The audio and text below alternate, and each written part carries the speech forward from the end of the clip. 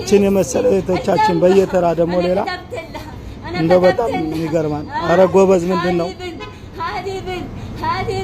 እቺን የምታውቁ ቤተሰብ ያመጣችሁ ደግሞ ያመጣችሁ ቤተሰቦቿ ካላችሁ لكن هذا كل استي حبشة أنا سويتها من أرض حبشة من أرض السعودي إذا ما بدك القانون هتمشي زي سعودي كإثيوبيا متر እንደምንም አሳመነው እንደምንም ጀንጅነው አረብ ሀገር ሄዳችሁ ህይወታችሁን ትለውጣላችሁ ብለው በህጋዊ መንገድም ሆነ በህገወጥ መንገድ ያመጣቸዋል። እዚህ ሲመጡ እነዛ ልጆች ስራ ሲያጡ በህጋዊ መንገድ ደግሞ መተው ሲያበቁ ሲቀያየርባቸው ሀገሩ ማቁት ቤት ሲገቡ እህቶቻችን እያበዱ ነው።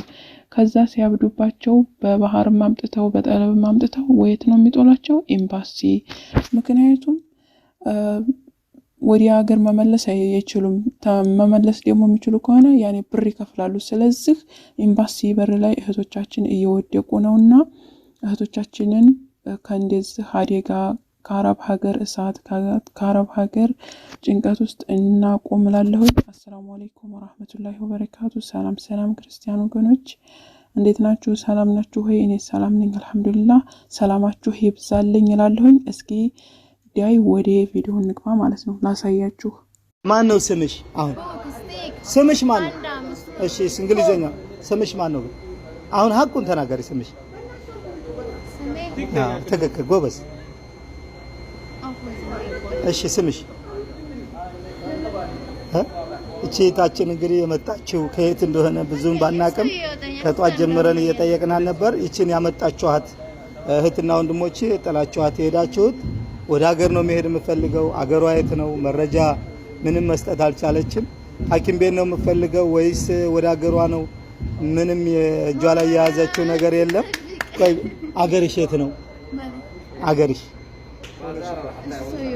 እሺ ሰው ያወጣሻል፣ እኛ እናወጣሻለን። በቃ አሁን አገርሽ ወደ ነው መሄድ የምፈልጊው? ልብስና ጫማ እንግዛልሽና ሻንጣ ሲዘን ወደ ነው መሄድ የምፈልጊው?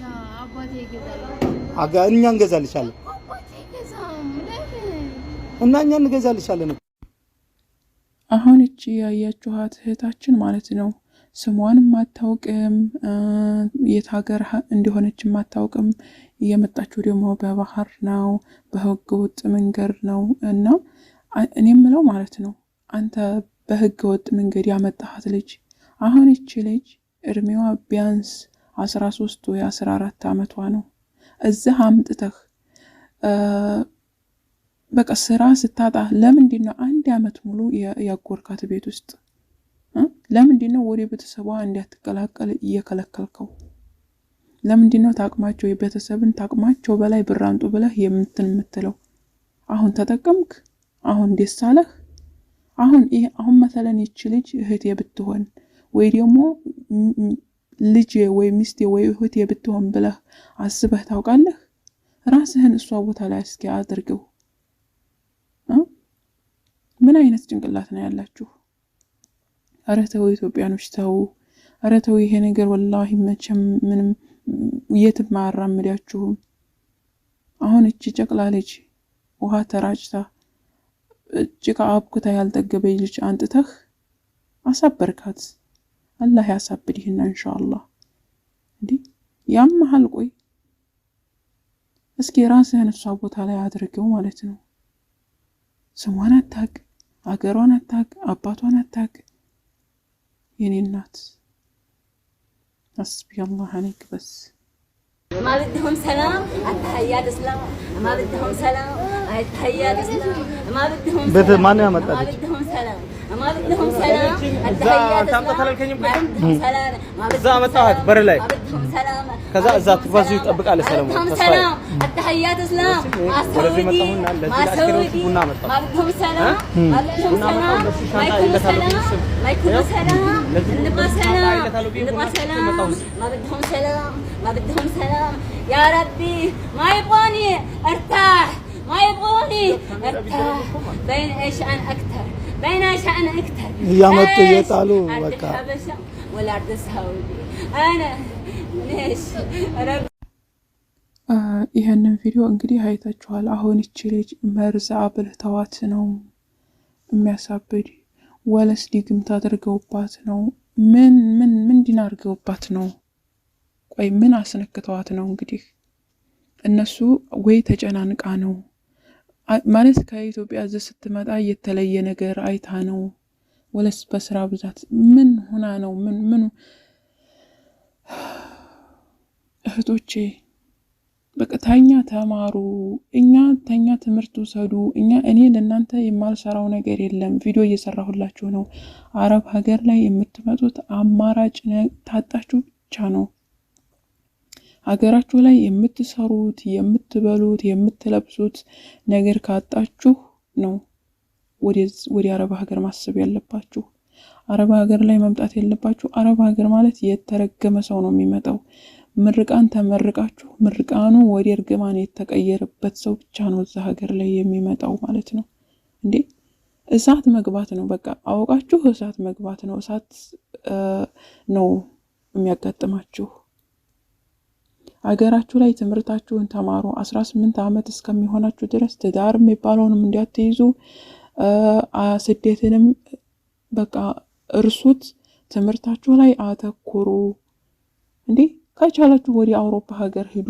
ከቻላችሁ ቢያንስ እዛ የትምህርት ፎርስ አለ፣ የነጻነት ፎርስ አላችሁ። እዛ ሀገር ላይ ምንም አይነት እድል የለም። ለሰው ቤት መቃጠል ብቻ ነው። ሰው ቤት ገባችሁ ማለት ደግሞ እንደዚህ ታብድ ያላችሁ ማለት ነው። ወላሂ እኔ እውነቱን ነው የምነግራችሁ። እኔ የምነግራችሁ ነገር የሆነ ቦታ ሊወስደኝ ይችላል፣ ግን እዛ ሀገር ላይ ወደ ማንኛቸውም አረብ ሀገር ላይ አትሰደዱ ነው የምላችሁ። እና ቆይ እስኪ ሌላ ቪዲዮ ደግሞ ላሳያችሁ። ቤታችን እንግዲህ ያው ቅድም ቪዲዮ በለቀቅነው መሰረት አሁን ደግሞ በግምት ቤተሰቦቿ ጋር አጋጣሚ ቁጥር አግኝተን ብንደውልም የመጣችበት ታሪክ በጣም የሚያሳዝን ነው። በባህር ነው የመጣችው። 1 አመት ሆኖታል። 1 አመት ሰርቶ ለማሰራት ያመጧት ደላላዎች ቤቷ ሲያሽጓት ኑረው የቤተሰቦቿን ከአቅሟ ውጭ ብዙ ገንዘብ ጠይቀው ነበርና አሁን በዛ የተነሳ ይቺ ጻሊ ሞራሏ ተነክቷል። እባካችሁ ደላላዎች፣ እባካችሁ ደላላዎች ምንም ይሁን ምንም እንደው ለልጆቻችሁ እንደው ጥሩ ነገር ስራ ስሩ።